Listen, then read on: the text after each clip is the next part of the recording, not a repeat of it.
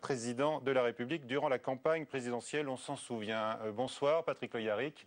On va prolonger votre week-end en quelque sorte ici avec la fête de l'humanité. Vous êtes le directeur du journal et puis vous êtes également député européen. Le droit de vote des étrangers peut-il attendre puisque ce n'est pas une préoccupation forte des Français comme le dit Manuel Valls? En tout cas, il faut que ce soit réalisé avant les prochaines consultations électorales puisque c'était un engagement, il faut le tenir. Vous donnez quand même au pouvoir exécutif les 5 ans pour appliquer cette promesse. Ah, pas 5 ans, nous avons des élections dans 2 ans. Ah, vous dites aux prochaines élections locales. Bien sûr. D'accord, donc pour vous c'est le délai. Manuel Valls insiste en disant que ce vote n'est pas un élément puissant d'intégration. Est-ce que vous partagez sa vision? Si, eux comme nous avons dit qu'il était indispensable aujourd'hui de faire ce geste extrêmement important envers ces populations qui ont participé à la grandeur de la France, qui ont participé à l'économie de la France. Il faut qu'ils soient des citoyens à part entière. En tous les cas, les sénateurs communistes réclament ce soir un examen rapide de ce droit de vote des étrangers, donc aux élections locales. On peut peut-être voir, Patrick Le Yarrick, dans cette demande de 75 députés PS que vous rejoignez, donc un prétexte peut-être pour manifester une forme d'impatience. Est-ce que vous l'êtes, vous, globalement, 4 mois après l'alternance? Oui, il y a un certain nombre de choses qui ont été faites, c'est indéniable, mais il y a depuis quelques jours une ambiance un peu curieuse où, là, comme vous venez de l'expliquer, on fait des rapports, on cherche à gratter dans les fonds de tiroir, on va ponctionner les retraités.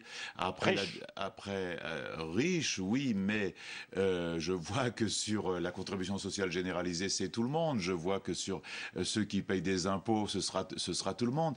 Et ainsi de suite. Donc, il ne faut pas s'écarter de la demande des électrices et des électeurs qui s'est exprimée au printemps et tenir les engagements, même plus. Il faut résister aux pressions qui viennent aujourd'hui de la droite et des marchés financiers. Les pressions, c'est celle du budget. Vous reconnaissez la légitimité de rétablir les comptes publics? Bien sûr, mais il y a plusieurs manières de les rétablir. Soit qu'on continue à ne pas demander à ceux qui ont beaucoup de participer à l'effort national, comme on dit, au partage national. Voilà, vous avez tapé très fort là, dans votre discours à la fête de l'UMA sur les riches, les nantis, les privilégiés. Bien sûr. Vous pensez qu'on en est toujours là pour rétablir les comptes? Mais bien sûr, il y a des sommes considérables qui sont aujourd'hui prélevées sur l'économie dont on ne parle pas. 50 milliards de frais financiers ponctionnés sur l'État chaque année. C'est le deuxième budget de l'État. 303 milliards de frais financiers ponctionnés sur les entreprises qui en mettent un certain nombre aujourd'hui à genoux.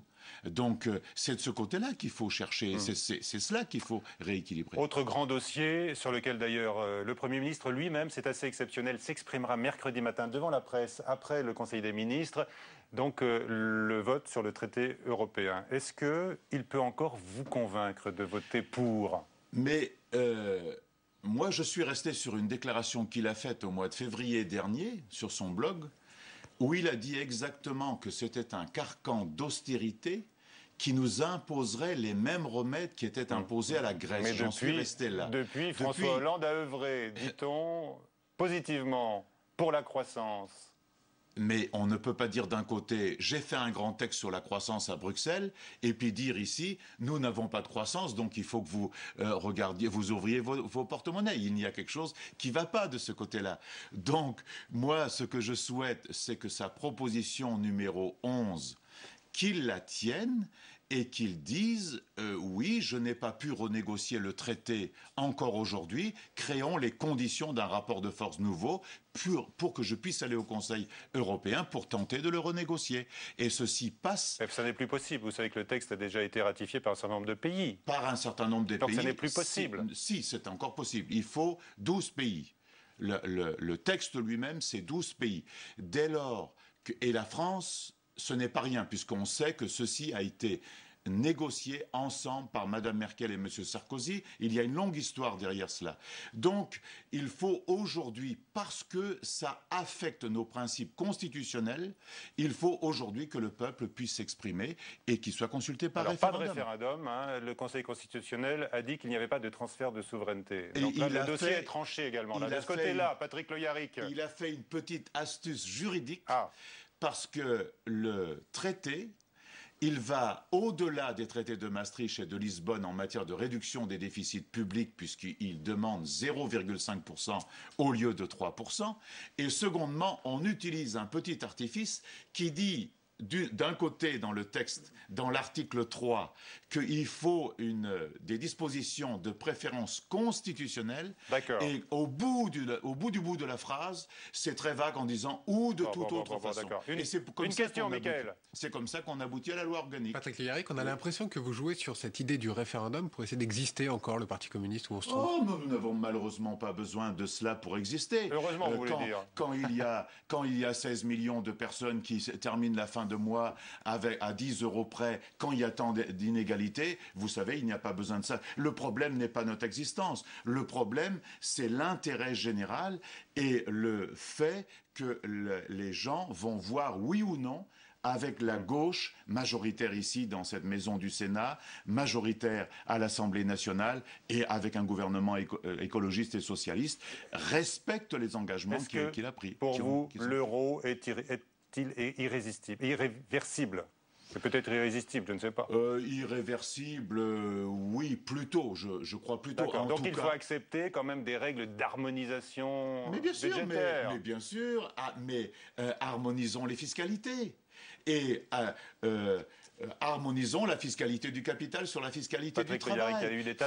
Faisons des systèmes de protection sociale publique et non pas des retraites par capitalisation. Mettons en place un revenu minimum. Voilà des belles harmonisations. Il y a eu pas mal de bonnes nouvelles en Europe, dans la zone euro ces derniers jours. Le feu vert de l'Allemagne au mécanisme de soutien. C'est une catastrophe, mon cher ami. La décision de la BCE de voler au secours des pays endettés. Est-ce que la seule mauvaise nouvelle, c'est la division de la gauche en France? Non, il y a pas. Le mieux, c'est que la gauche soit unie. Elle n'a pas à se diviser sur un texte qu'a coécrit M. Sarkozy avec Mme Merkel. Quant aux bonnes nouvelles dont vous parlez, il faut beaucoup relativiser. Parce que la Banque centrale, elle va prêter aux banques et ne prête pas aux États. Loin de là. Et quant à la décision allemande, c'est pour un mécanisme européen de stabilité qui ressemble au Fonds monétaire international. Vous avez bien fait de ne pas aller au gouvernement. Hein. Comment? Les communistes avaient bien fait de ne pas aller au gouvernement. Ce sont les raisons pour lesquelles nous n'y avons pas été. Voilà, votre cohérence que vous signez dans cet ouvrage, Patrick Le-Yarrick, L'Europe des peuples nous appelle, donc aux éditions de l'Humanité, dont vous êtes le directeur, je le rappelle. Merci d'être venu avec nous aujourd'hui.